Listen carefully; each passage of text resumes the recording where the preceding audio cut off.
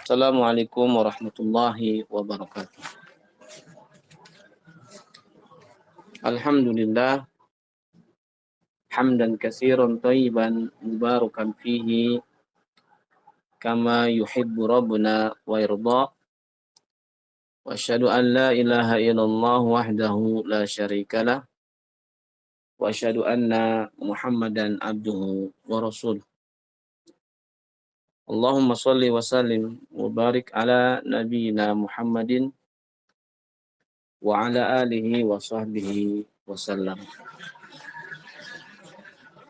Alhamdulillah, teman-teman, barakallahu fikum. Kita akan melanjutkan pembacaan dari kitab ini dengan tema At-Taghlidu fi Akli Malil Yatim, yaitu memakan harta anak yatim. At-Taghlid artinya berlebih-lebihan, ya, berlebih-lebihan di dalam memakan anak harta yatim, di dalam memakan harta anak yatim. Di sini teman-teman, penulis membawakan dalil dari Al-Qur'an Karim surat An-Nisa, ya, ayat 10.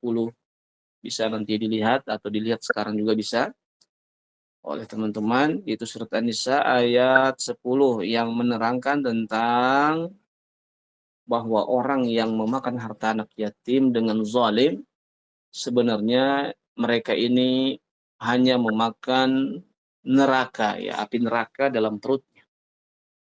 Sebagaimana Allah Subhanahu wa taala berfirman, "Innal ladzina ya'kuluna amwalal yatama dzulma innama ya'kuluna fi butunihim nara wa yaslawna sa'ira."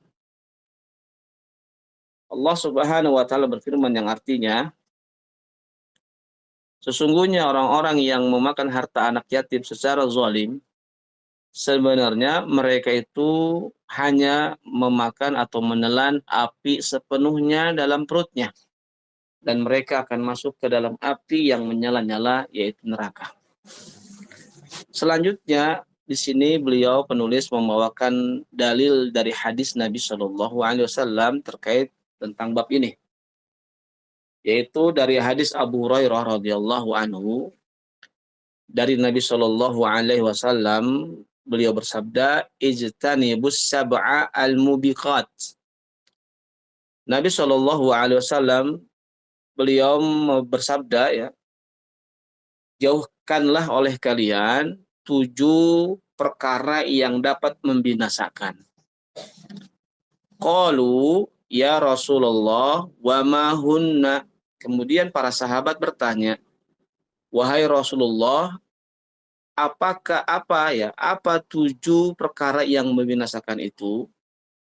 Maka Nabi Shallallahu Alaihi Wasallam menjawab, yaitu asyirku billah. Yang pertama adalah melakukan kesyirikan, perbuatan kesyirikan, menyekutukan dalam beribadah kepada selain Allah atau menduakan ibadah atau ibadah kepada selain Allah. Syirik yang pertama.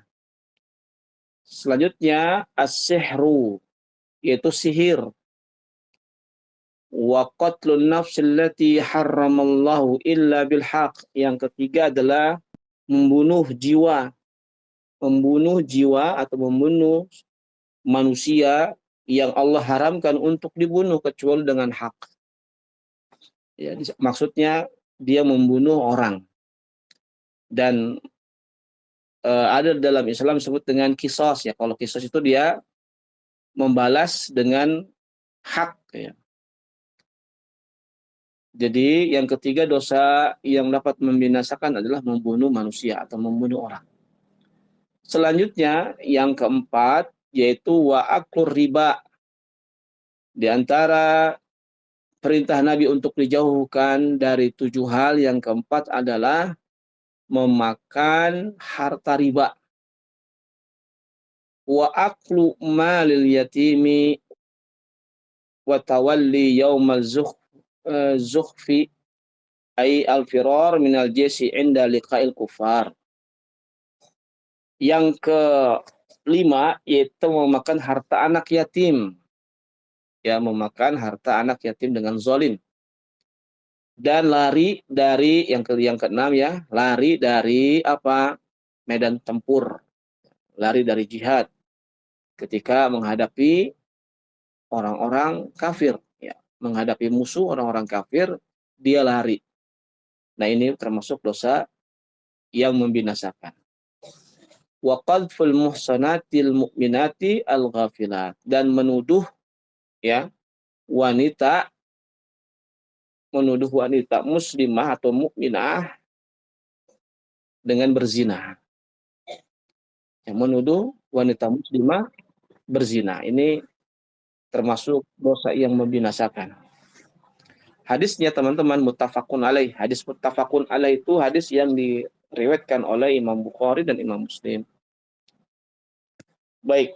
Kemudian hadis selanjutnya dibawakan oleh penulis, yaitu hadis dari An Khuwailid ibni Umar al-Khuzai radhiyallahu anhu qala an-nabiyyu sallallahu alaihi wa ala alihi wasallam, Allahumma inni ya uharriju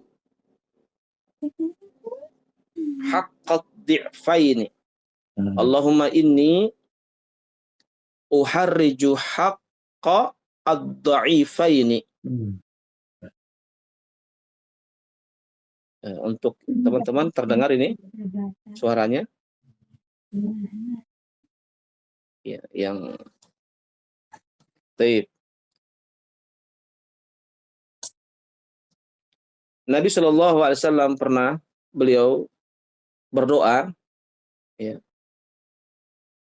Allahumma ya Allah,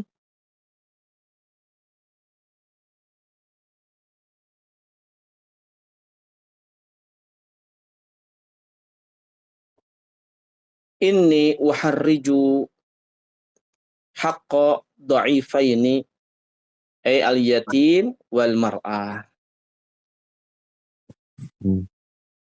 Kata Nabi Shallallahu Alaihi Wasallam, beliau berdoa, ya Allah, sesungguhnya aku ya tidak ingin mempersempit hak dua golongan yang lemah.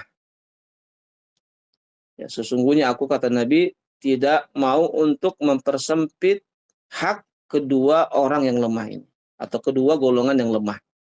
Siapa mereka? Al-yatim, yaitu anak yatim, dan al-mar'ah, dan wanita. Dikeluarkan oleh Imam An-Nasa'i. Ya, hadisnya dikeluarkan oleh Imam Nasa'i. Ya, di sini Nabi SAW berdoa, ya Allah, sesungguhnya aku tidak mau menyia-nyiakan hak kedua dari golongan orang lemah. Atau ya Allah, aku tidak mau berlaku dosa dalam memberikan hak kedua golongan, yaitu anak yatim dan wanita. Teman-teman, di dalam dalil ini, ya, memakan harta anak yatim dengan zalim, penulis membawakan sebuah penjelasan singkat. Beliau mengatakan di sini, syaddadatis syari'atu fit tahdhiri minat ta'arrudi li huquqil yatim. Syariat Islam, ya syariat kita, ya syariat agama ini sangatlah keras di dalam tahdzir, ya, di dalam memberikan peringatan, ya, memberikan peringatan untuk memalingkan atau pada memalingkan pemberian hak anak yatim. Syariat ini amatlah keras memberikan suatu peringatan dari berpaling dalam memberikan hak anak yatim. Wa huwa man faqada abahu qabla al-bulugh. Ya, yang mana disebut anak yatim ini adalah orang atau anak yang dia ditinggal oleh ayahnya, meninggal, ya, ayahnya wafat sebelum dia balik. Jadi batasan anak yatim itu adalah yaitu anak yang ditinggal oleh ayahnya. Di anak yang ditinggal oleh ayahnya di usia dia belum balik. Kalau perempuan misalkan ya, baliknya ketika dia sudah haid. Kalau laki-laki itu biasanya usia-usia 15 tahun ya. Wallahu a'lam, seperti itu. Jadi itu disebut anak yatim. Baik. Kemudian wa tawa'adallahu alaihi bin nar. Dan Allah Subhanahu wa taala menjanjikan dengan menyiapkan bagi mereka orang-orang yang tidak memberikan hak anak yatim atau dia memakan harta anak yatim dengan zalim, itu disiapkan oleh Allah Subhanahu wa taala api neraka. Wa'addahu ar-rasulu alaihi salatu wassalam minadz-dzunubil muhlika.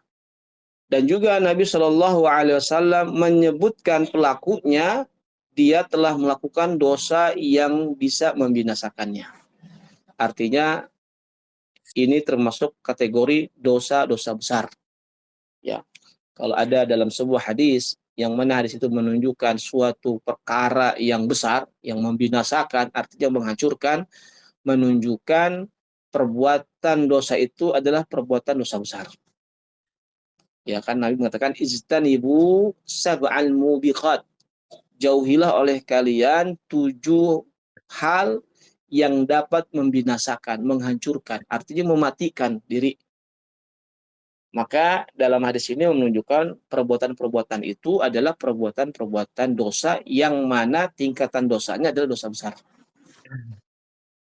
Selanjutnya, teman-teman, barakallahu fikum, poin yang bisa diambil dari judul di atas bahwa yang pertama adalah at-tarhib min akli malil yatim bi ghairi haqqin.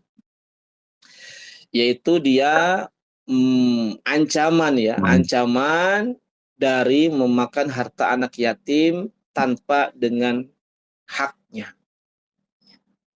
Sekarang mungkin bagaimana bagi orang yang dia mengurus anak yatim.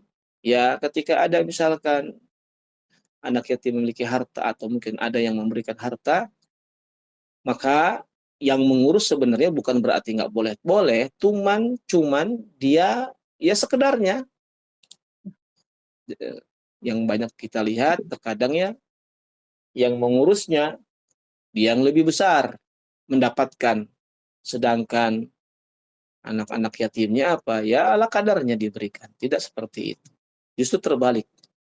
Ya, yang mengurusnya boleh, cuman dia sekedarnya saja. Ya, tidak dia gunakan dengan yang mana itu bukan kebutuhan anak yatim, kebutuhan pribadinya. Ini tidak boleh. Maka di sini syariat ya Allah Subhanahu wa taala menegur bahwasannya orang yang dia memakan harta anak yatim dengan zalim, sesungguhnya dia hanya memakan apa? Dalam perutnya itu diisi dengan api neraka Allah, api neraka yang diisi. Ya. Nah, ini ancaman dari Allah Subhanahu wa taala. Makanya poin yang pertama adalah yaitu ancaman dari makan harta anak yatim tanpa dengan haknya.